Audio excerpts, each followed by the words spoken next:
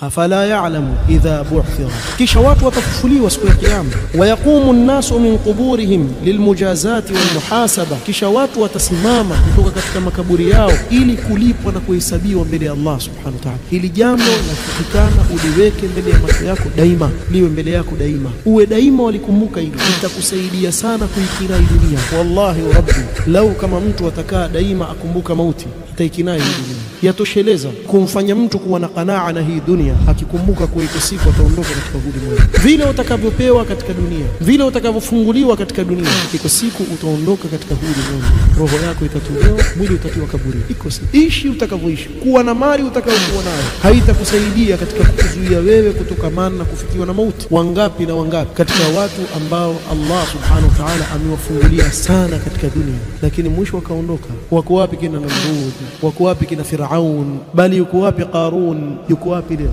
Yuko wapi? Wamepita wakaenda. Hili jambo ukilizingatia makini litakuondolea hizi sifa ndogo zilizotajwa.